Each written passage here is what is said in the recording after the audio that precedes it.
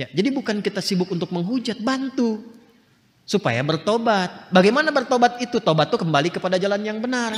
Bantu dia menerangkan kesalahannya secara benar.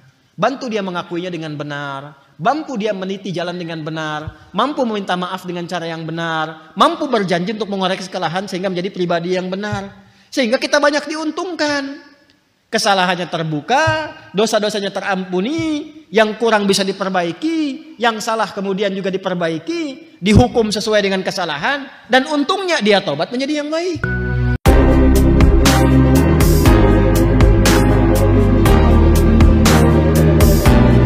Jadi Quran itu kalau kita sudah dekat dengan Quran, itu insya Allah akan terjaga dari keburukan. Sekalipun belum hafal, rajin baca aja. Rajin baca. Rajin baca. Sehari baca, insya Allah itu akan terjaga dari keburukan. Karena burhan itu tidak pernah ditampilkan dalam Al-Quran kecuali salah satu maknanya penjaga dari keburukan. Ya, itu yang menjadikan diantara orang mulia. Cobalah baca kisah-kisah orang saleh. Pernah kejadian setelah itu digoda. Ada seorang tuan rumah bawa dia ke dalam, digoda. Kalau enggak saya teriak kamu akan perkosa saya. Tiba-tiba apa yang terjadi? Iya boleh sebentar, tapi aku kan mandi dulu. Enggak enak kalau begini. Masuklah dia ke toilet, dia lumuri badannya dengan kotoran. Ketika keluar, maka si perempuan itu merasa jijik, mengusir dia langsung pergi. Ya, maka dia bersyukur kepada Allah setelah itu, ya Allah. Ya, aku bersyukur kepadamu yang memberikan kepadaku petunjuk untuk melumuri dengan kotoran. Maka orang ini setelah itu meninggal dunia dan di tubuhnya keluar bau harum sebagai ganti dari kotorannya. Sampai wafatnya. Ini kisah viral. Ini kisah nyata. Makanya baca tuh yang nyata-nyata. Oh, anak sekarang kok bacanya dongeng-dongeng gitu kan, yang fiktif-fiktif. Baca yang nyata-nyata banyak kok. Kalau yang asli kenapa baca yang fiktif gitu kan? Ya, itu yang kita harus banyakin gitu. Nah, ini burhan itu nah Quran itu disebutnya burhan. An-nur wal burhan. Cahaya yang menghilangkan kegelapan. Gelap itu kan banyak maknanya. Gelap itu bisa dosa. Gelap itu bisa kalut, sedang gelisah, sedang kalut, ambil wudhu, buka mushaf, baca Quran, tenang. Ketika maksiat ada burhan, terjaga. Itulah Quran. Dan kalau ada orang salah, terjebak dalam keburukan, bukan direndah-rendahkan. Dibimbing untuk jadi baik. Saya kadang suka heran juga gitu ya. Memang ada orang salah. Kesalahannya banyak. Tapi kalau dia masih hidup, bantu dia tobat. Ya, jadi bukan kita sibuk untuk menghujat, bantu. Supaya bertobat. Bagaimana bertobat itu? Tobat itu kembali kepada jalan yang benar. Bantu dia menerangkan kesalahannya secara benar. Bantu dia mengakuinya dengan benar. Mampu dia meniti jalan dengan benar. Mampu meminta maaf dengan cara yang benar. Mampu berjanji untuk mengoreksi kesalahan sehingga menjadi pribadi yang benar. Sehingga kita banyak diuntungkan.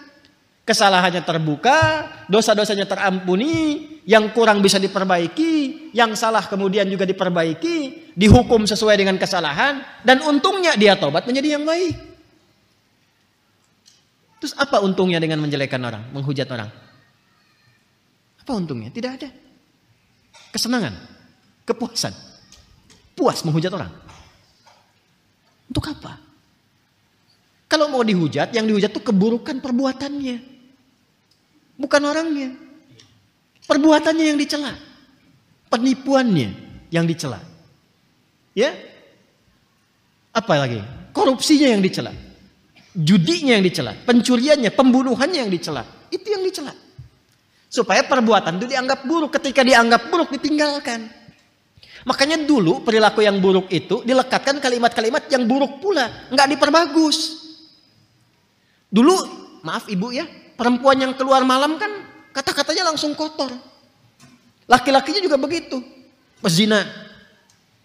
Bahkan petugas Belanda pun, ya kalau ada orang yang berbuat zina di prajuritnya sendiri, itu dibawa ke halaman luas, dicoreng tuh, itu hidungnya pakai arang, sehingga kelihatan belang. Maka disebut hidung belang.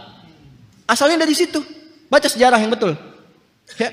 Dicoret hidungnya disebut hidung belang. Setelah itu dirajam. Ya, dilemparin tuh semua. Menunjukkan perbuatan ini kotor. Dulu tuh masih seperti itu. Sekarang dibagusin. Kupu-kupu malam. Koruptor. Udah sebut maling. Tuh kan? ya, pencuri misalnya, kan jangan dihalus-halusin. Pezina, sebut pezina. Udah, jangan dibagus-bagusin. Transgender ini aku enggak usah. Dan kita doakan, bimbing doakan. Tapi jangan dibikin bagus. Ya Allah, semoga Allah ampuni kita semua ya. Ya. Kalau ngaji aja, nggak usah nyindir-nyindir orang lain, ya. Tapi kalau tersindir atau merasa, ya, maka diperbaiki. Ya, saya pernah sebut nama tidak? Tidak. Dan memang tidak perlu menyebut nama. Karena memang bukan ditujukan untuk nama-nama tertentu. Kita tuh kalau berdakwah, dakwah saja sampaikan risalah. Kalau memang ada yang merasakan itu hadir dalam dirinya, kalau baik pertahankan. Kalau kurang baik perbaiki. Kalau tetap tidak baik, bantu oleh kita dengan doa supaya jadi baik. Paham sampai sini? Oke, baik.